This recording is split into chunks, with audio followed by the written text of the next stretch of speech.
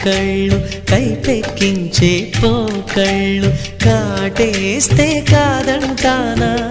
ఇప్పుడైనా వయసేమైనా సొగసేమైనా మరపించే మనసేమైనా